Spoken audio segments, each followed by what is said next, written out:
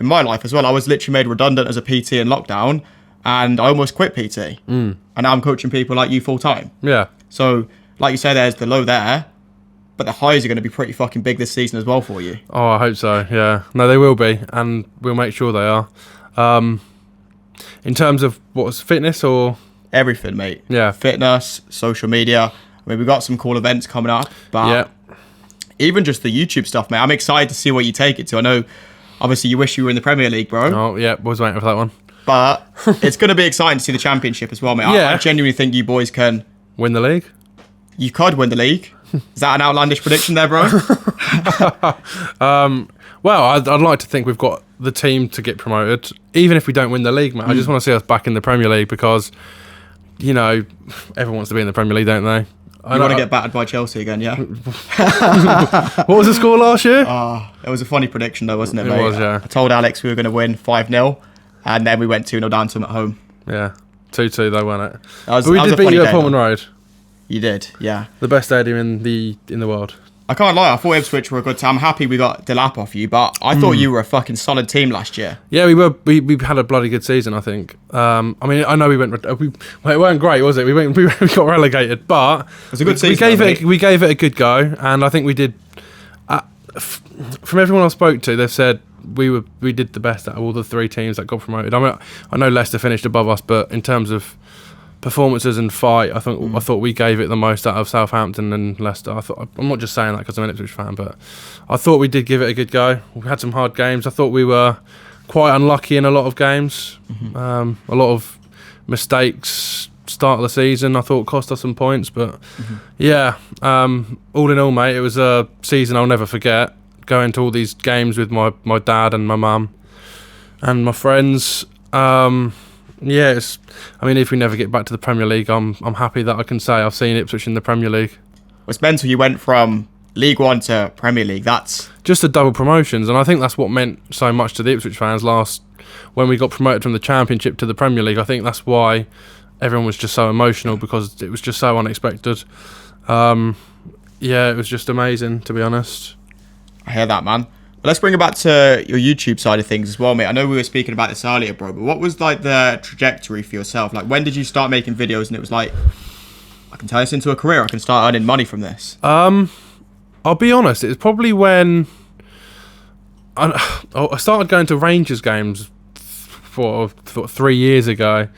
I've had mates I've got a lot of mates I've met through YouTube, and there's one who does YouTube as well. Went to a Rangers game a few years ago, and I saw his video and I thought, I'd love to go and experience that, because Scottish football is actually really underrated. So I went to a Rangers game, and it was honestly crazy. It was probably the maddest football game I've ever been to.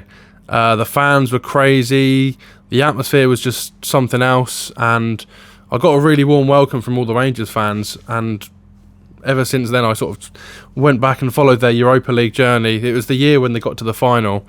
Honestly, mind-blowing. They were just such a good club, and I'll always respect Rangers, and I'll try and get there sort of at least once or twice a year when I can, because obviously it's not easy getting to Scotland. But yeah, from that moment my channel just blew up, and yeah, it was crazy. And then sort of since then I've had sort of regular viewers on YouTube. TikTok as well is a massive platform for myself. That's probably my main platform at the moment. Just I love short form content, and I know everyone's different, but I think when you're scrolling on your phone, people just like watching short form content. And yeah, I mean, last season was great. Yeah, gained quite a few followers last season. Yeah, we're doing all right, and I'm gonna keep pushing. Sky's the limit. Yeah, man. It's crazy what a cult like following could do for you. I've noticed it with Man United fans. I know there's going to be a lot of Man United fans listening to this, but them guys are fucking crazy. With what you said about Rangers then, made me think of exactly what it's like with United fans. Like, I've got a lot of United followers. I'll post like a poll that's like... They're a big club as well, so... They are. Yeah. I'll post like a top 4 poll. It's like Chelsea, 3 other teams other than Man United, and Man United fans go crazy about it. And what you said then just really reminded me of that, like a big cult coming together. And Scotland has that. I think Scotland's an underrated country. Like, people there are hilarious. And when I went to Glasgow, I had an amazing time. Some fantastic people. I've got a question for you. Did you try Buckfast? Is that a beer? It's so you've not heard of Buckfast? I've heard of it before, but I've not tried it. Tonic. It's like this tonic wine. It's really nice. Yeah, okay. Scottish. Is it like a Magnum? Yeah. It's similar. Yeah, like rocket fuel, like 13%. yeah. I've had a few of them in the back of a few taxis. They're Magnums. Yeah, they are. They get you going, don't they? Absolute rocket fuel, mate. Well, bro, was there any moments in your YouTube career that you felt like quitting or throwing the towel in? Don't know. I wouldn't say quitting, but there's been times where I found it tough. I think with anything you do on social media, you're always going to get people give you stick, and I've had a lot of stick before, but I'm pretty thick-skinned, mate. Yeah. To be honest, I'm pretty good at just blocking out any hate, because if you don't do that, that is when you give up. So yeah, I wouldn't say there's been a time where I've been, maybe when we lost to Norwich last season. Not last season, the season before. Norwich local derby for you? Yeah. We don't like Norwich, do we? Yeah. No, I've never wanted to quit YouTube or TikTok. I've never wanted to quit social media. I've just sort of always powered through. But yeah, that's really inspirational, man. Like, that's one of the things I really look up to with you as well, is the ability you have to respond to a setback. When you came to me, you came off the back of a knee injury, and we'll speak about this later. But yeah. I want to know, like, why you think you've got the ability for that, mate. I don't even know if you know the answers to it, but why do you feel like you've got the ability to deal with hate or deal with setbacks? I think my brother's pretty good with it. He was he used to be a prison officer, been in the police, and he's very thick-skinned. I'll set your Siri off. Fuck off, Siri. Yeah, my brother's very thick-skinned. He's good with sort of dealing with that. So I think I've sort of took a bit of inspiration from him in terms of that. But just like mates around me that support me, sort of, what I'm trying to say is you get more love than you do get hate. So I think it outweighs it, sort of thing. So yeah, I mean, when you get hate, you just sort of have to block it out and just remember why you're doing it. Sort of the people that love what you do, you just got to remember that. And it's inspirational, bro. What you said there was you're surrounded by the right people. Obviously, there's people in your life who don't support you and hate on you, but when you have the right people in your corner, like your brother, a couple of your friends, your other half that really support you, environment's fucking massive. And I've seen that with my best performing clients. They have a great base at home. They have family that support them, so you just got to lean on them people. And another thing is as well, my granddad and my grandma, back in the day, about 5 years ago, when I first started doing videos, were a big part of the channel. And obviously my granddad passed away three or 4 years ago, so sort of it plays on my mind a little bit. I think about him quite a lot, and I just remember, like, keep going, keep doing it for granddad, and yeah, you got to keep smashing it. That's inspirational, bro. That was definitely a big driving force for me as well, mate. Like, my grandparents brought me up massively as well, and just wanting to give back to them and provide for them as well. It was a massive driving force for me. I found that I was actually doing my work to make money to provide for them at one point. And when I was doing that, to be honest with you, sometimes I would burn out a little bit, because if my business didn't move forwards or I didn't get clients, it's like I'm doing it for them and I can't give to them. So I had to kind of find a way to do it for myself. I found it to be a mad concept, mate, when we went to the Chelsea Ipswich game, me and Alex, and we were doing the before the game interviews beforehand. And I didn't feel uncomfortable doing it because I just film a lot, but I can imagine for someone just getting into it then, like the thought of going up and interviewing someone at a football ground. Yeah. It's a pretty mad concept to do first thing. It is, yeah. And I'll be honest, I used to be really nervous having to go up to someone I didn't know and just ask them, can I interview you for a video? But I think the more you do things like that, the sort of more normal it becomes to you, which is why when I saw you at Stamford Bridge, you probably thought, this guy's nuts. He's going up to random people. Do you know what I mean? It is a pretty mad thing, but you get used to stuff like that. Do you know what I mean? You get used to that. Yeah, and I think that's a big reason to sort of why I've been quite successful, because people like watching themselves on video. Like yourself, you probably loved watching your interview back when I interviewed you at the Chelsea game.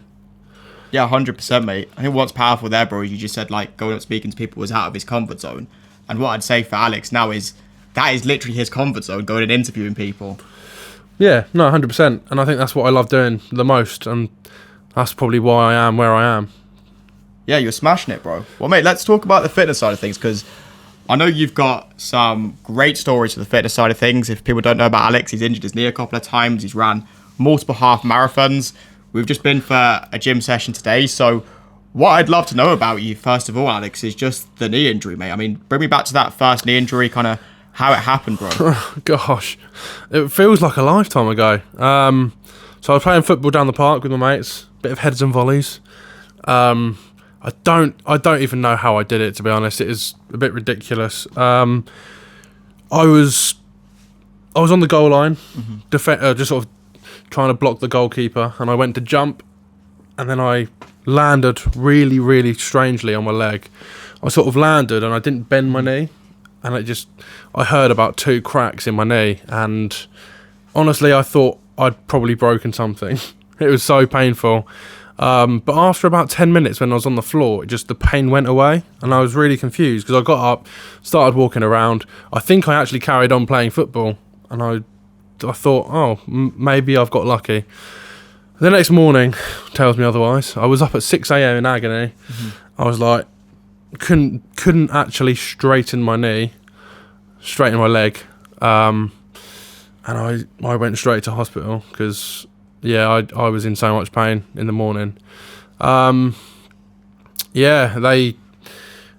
did an X-ray on it. They looked at my knee, and to be honest, it wasn't as bad as it could have been. Didn't tear my ACL. Didn't tear. I think I told you it was a slight tear to my MCL, wasn't it? But yeah, I got referred to physio, and that was that. That was the start of a long sort of, I don't know. It took a good 3 months for my knee to get better. Because I wasn't running for a while. When was the injury? So it was before I went to Tenerife, I think, wasn't it? I think it was last year, and it was in May, I think, early May, the start of May. Because I went to Tenerife early June.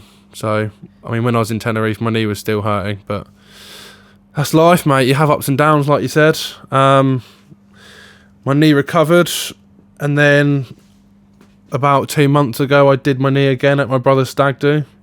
I thought it'd be a good idea to go for bottomless beers and then go and do Zorb football.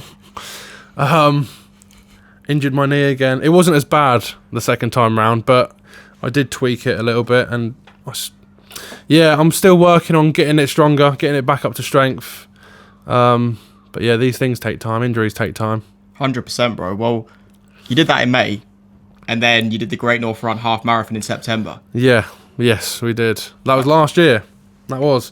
After that knee injury, I thought probably won't be running again. And it's actually crazy like how things change. Obviously, you helped massively. You motivated me to make sure I was going to get that half marathon done, and you told me what I needed to do. So I did it. Followed your plan. And we powered through, started training for the half marathon when I was back from holiday, and travelled up to Newcastle when we got it done, didn't we? So yeah, man. Well, mate, you fucking crushed that, because I did a half marathon myself recently. That was challenging, mate. I didn't even come off the back of a knee injury. So, for that process, were you going through a lot of pain, bro? To be honest, it wasn't too bad. I'd say the last 2 kilometres was it was tough. That was when I was thinking, yeah, my knee's starting to feel stiff now. And then, to be honest, mate, it wasn't until the next day, when my legs were absolutely battered, I thought, yeah, I'm not going to be walking for a few days. 100%, bro. Well, something I want to take away from this is the fact that you did your knee in May, and you did that in September. You did a half marathon, and then obviously we started speaking together in July sort of time. Now, a lot of people would look at that. A lot of people would just go into really bad habits. A lot of people would just go backwards in that moment, but you got started on a fitness journey 2 months after an injury and did a half marathon.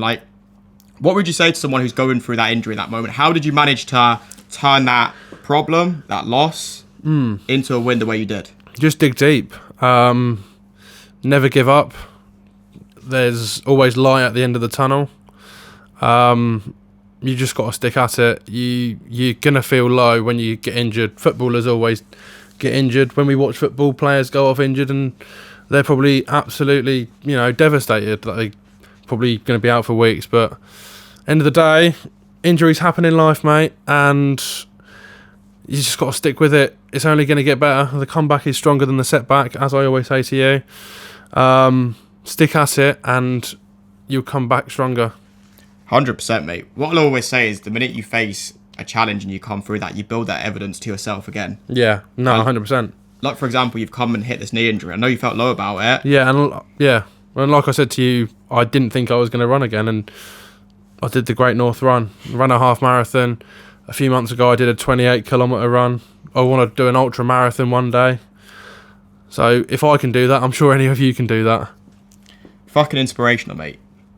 I mean, I remember in COVID, I've never told anyone this story, but 2020, I was a PT, I'd just been made redundant, and I couldn't even run down the road, bro.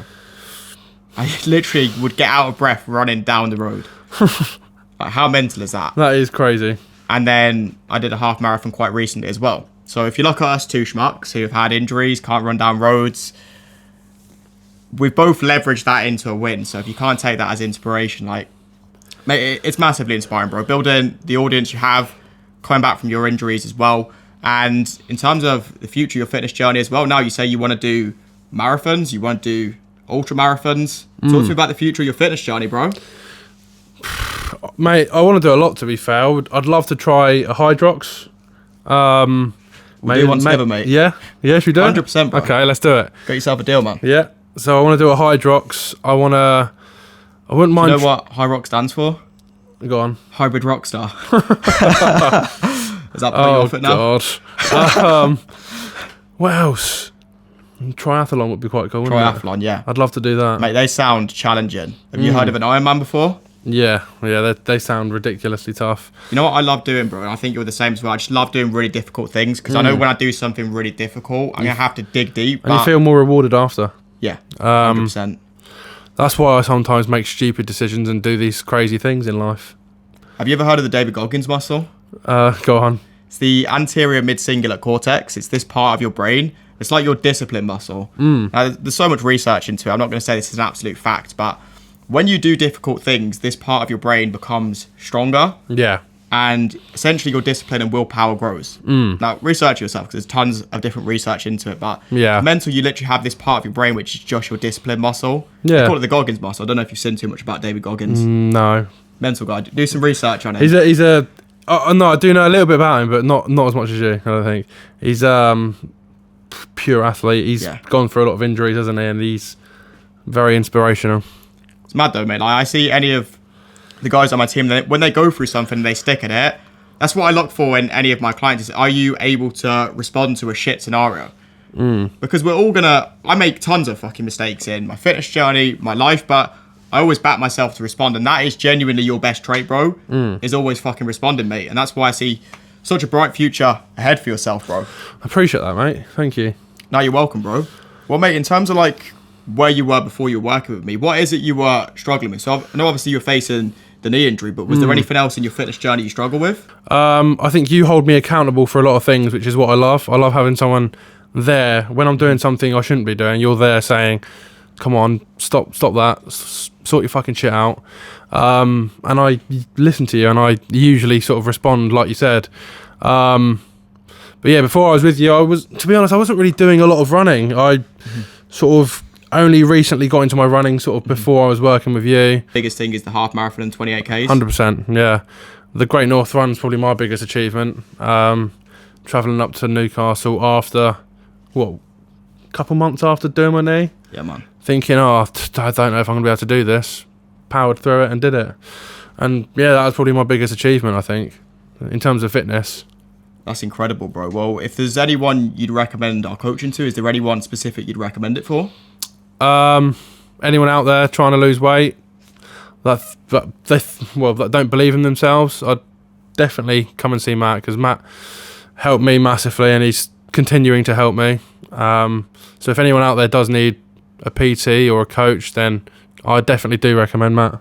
I appreciate that, bro. I really do, mate. And you said something powerful about accountability as well. Like, I don't think there's anything bad about having accountability in your life, because I've got a business coach, I've got a physique coach, and I have for 2.5 years. I genuinely think accountability is the most powerful tool in the world.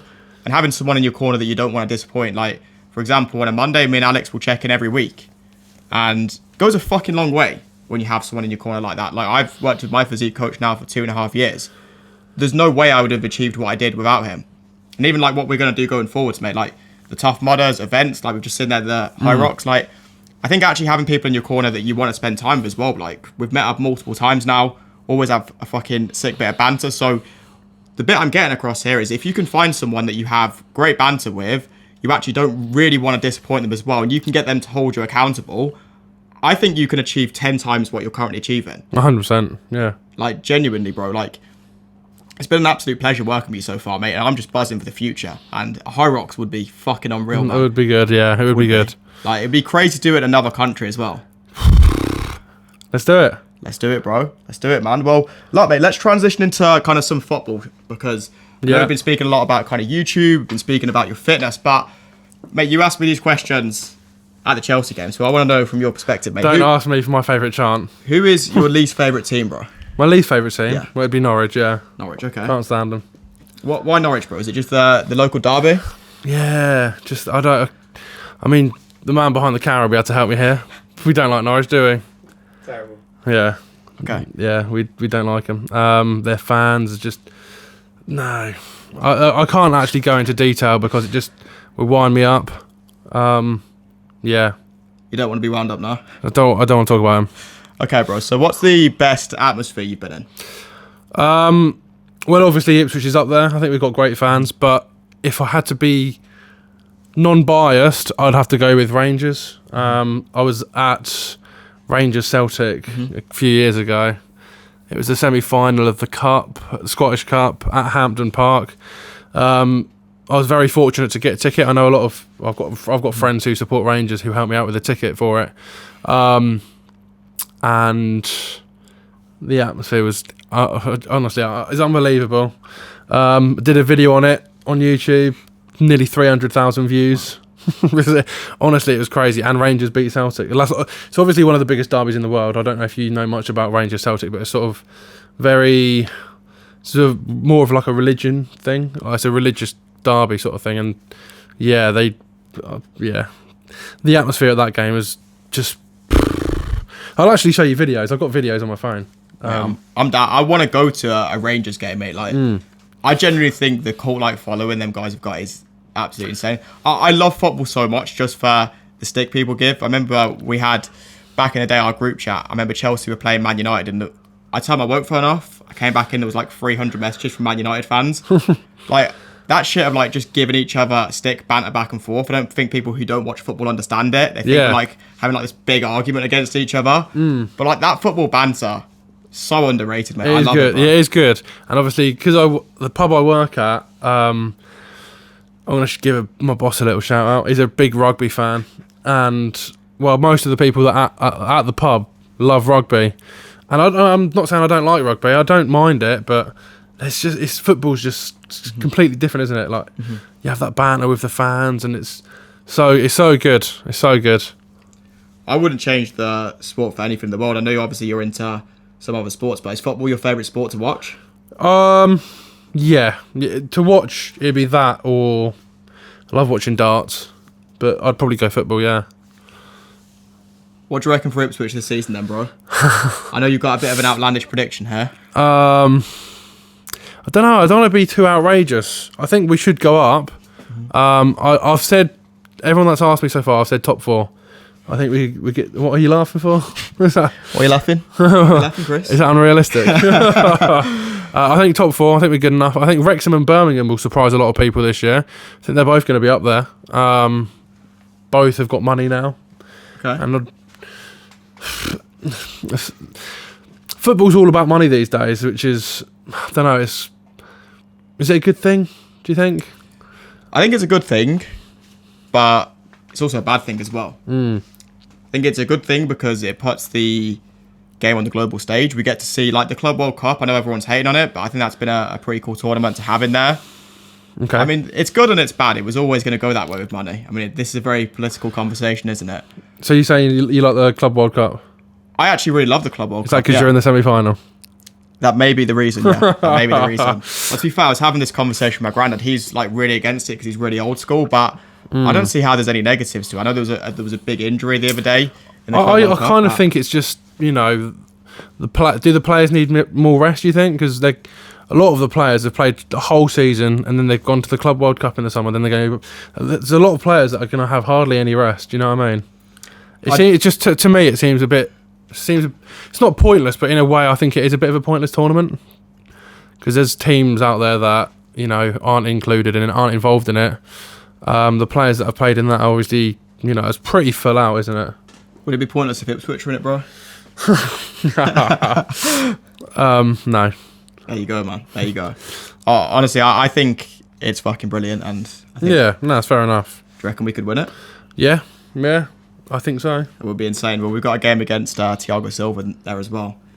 Thiago Silva in the semi-finals, mate. Who's your favourite team outside of Ipswich then? I'll tell you a little story. When I was little, I used to like Liverpool. Mm-hmm. I used to like Liverpool when I was younger. Mm-hmm. But yeah, I like Rangers. Mm-hmm. Yeah, I've had a soft spot for them since I went to my first Rangers game. But other than that, mate, there's no real other team. I quite like Villa. I think Aston Villa have quality fans. I know you live in Birmingham. Yeah, I live in Birmingham. I love Villa. I think they're a great team. If I was to support anyone, it would be Villa. Really? Other than Chelsea. Yeah? I always give Villa fans stick, but I do actually like Villa because they've got a cult-like following as well. They've got I think every team has that great cult-like fans. following, though. Yeah. What about your favourite player then? Favourite player ever? All-time favourite player, bro. Steven Gerrard. Stevie G. Yeah. That's an outlandish take. I know. Well, when I was young, he used to be my sort of idol. So it's Gerrard over Lampard then, yeah? Yeah. Wow. 100%. Wow. I don't know how I feel about that one. Really? It's got to be Frankie. Okay. It's got That's because you're Chelsea, though. I'm saying it from a neutral... Now, this is a completely unbiased opinion. Okay. Is it?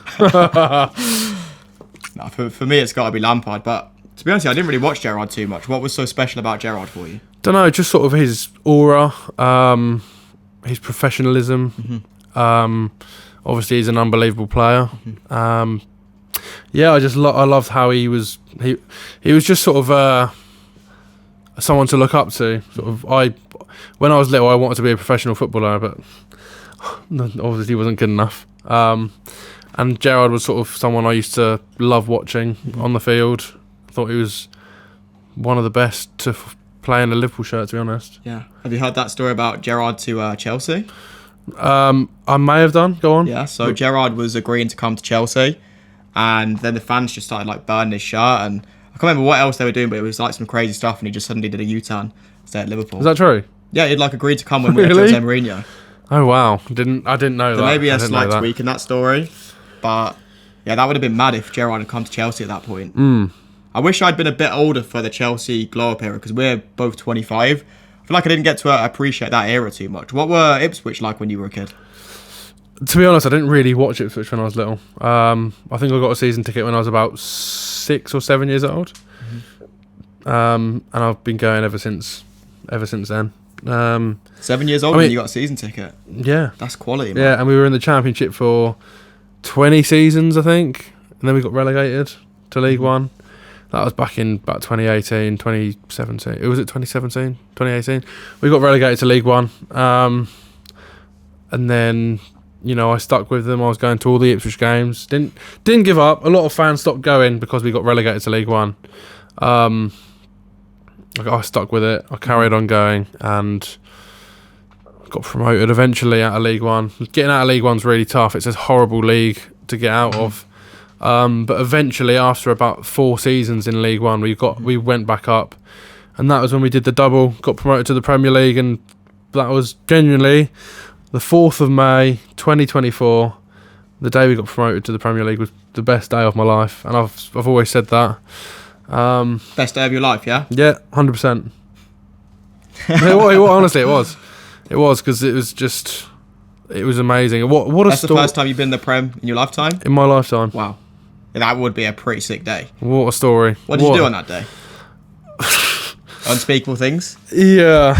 I went out in the evening and got absolutely battered. Yeah.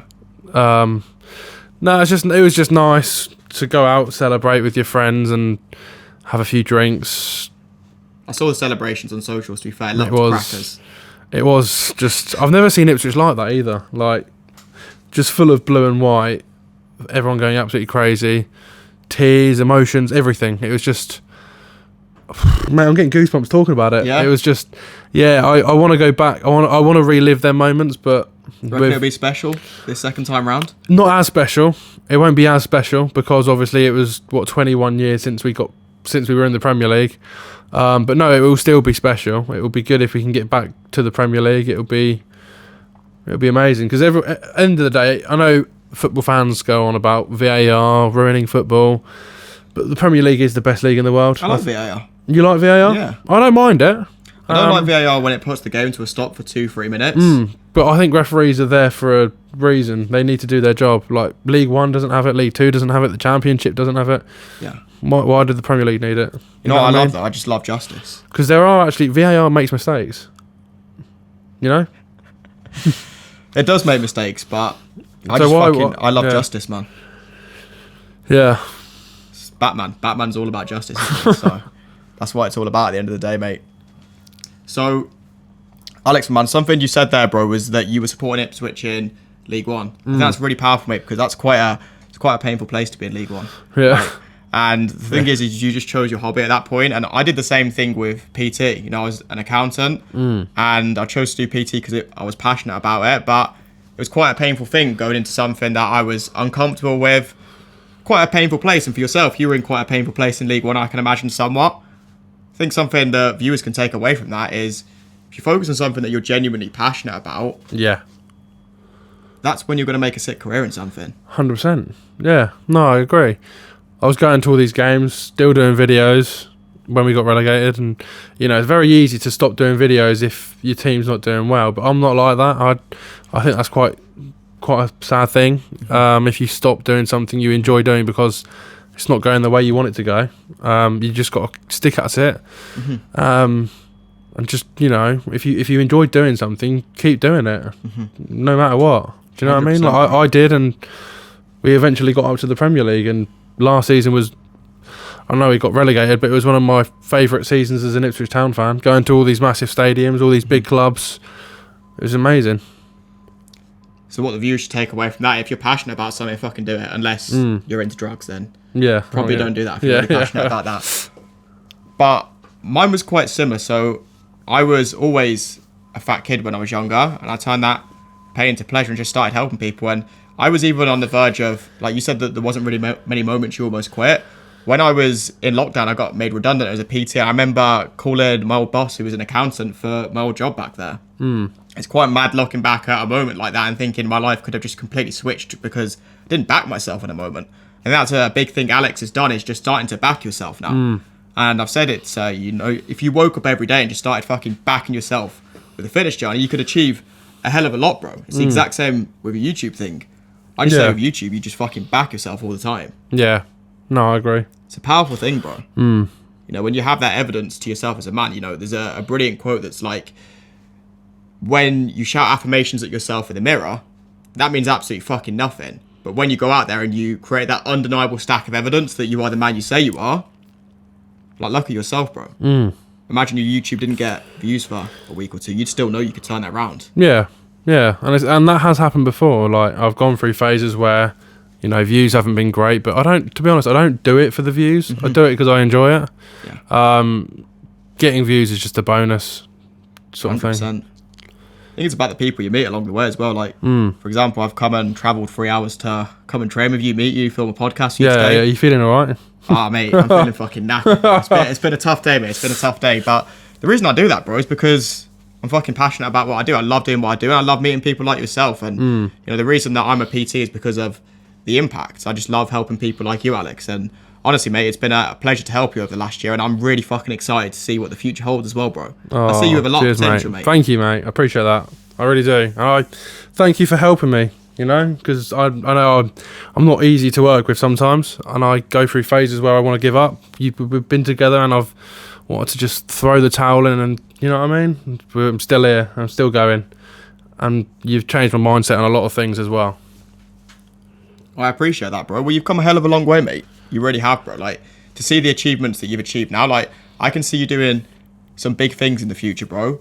And I think really it's just about understanding the phases in your journey. Like I said to you earlier, like for the next couple of months, mate, let's not focus so much on the running side of things, and let's focus more so on just stripping a bit of body fat off. Yeah, no. Like, let's just focus on body composition for a little bit, because I mean, if we look at the knee injuries, like when you're running, you're literally just pounding your joints against the pavement. I know it's something that you're massively passionate about, the running side of things as well, bro. But I mean, in the future, you'll definitely be doing kind of half marathons again. Yeah. But I find it really interesting, like your passion for running, bro. Because I can't lie, I did the half marathon just because my clients are doing it. I wanted to push myself out my comfort zone there, but man, I can't lie to you that the half marathon prep for me was fucking painful, bro. Yeah. Like, mate, most of my runs, I was going out and I was just in pure pain for a lot of them. No, it is pretty knackering doing long runs. It does take it out of you, doesn't it? It does, mate. Like there's some serious. The David Goggins muscle has to come out when you. No, it does. Running, bro. It does. Like it genuinely, it took over my life. The half marathon prep. And some people call me a pussy for that. Like a few of my friends, like running comes naturally to some of my mates. Yeah. Like they can just go out and run a half marathon. Fucking sit. They don't even have to train for it. Yeah, no, 100%. But that's just genetically gifted. Like you got the kids in school just rip their top off and they just got a six pack out of nowhere. Like, that was never. I was always the fat kid in school. Like genuinely, mate. Throughout school, I'm 5'10" and I was over 100 kilos in school, bro. Wow. Madness. And to be honest with you, mate, I didn't even eat too much when I was in school. It just came from the fact of having a few injuries and stopping playing football. I had an unreal time out in Marbella. They got great gyms, great price of stuff out there, great golf courses. Nice ladies. They have lovely ladies. I can't be saying that. I can't be saying. You got to cut that out. They do have lovely ladies out there, but they got padel. Have you played padel? Paddle. Padel? I've played paddle. Yeah, I've never played it, mate. it's good. It's really. I've only played it once, but I loved it. Really good. It's like good fitness. Yeah, it's like a cult, mate. Like when It's like sort of imagine a table tennis table, and you're stood on the table tennis table, but it's got walls. It's a really strange sport. It's only just come around, hasn't it? But whoever invented that sport is just a genius. There must be, mate, because it's turned into an absolute cult. When I went to Dubai, it's the only sport they play out there. But to be fair, it's like 47 degrees out there, so you're not going to be playing football. You'd be absolutely fucked playing sports out there. I was sweating like a nun in a cucumber farm when I was out in. Right, okay.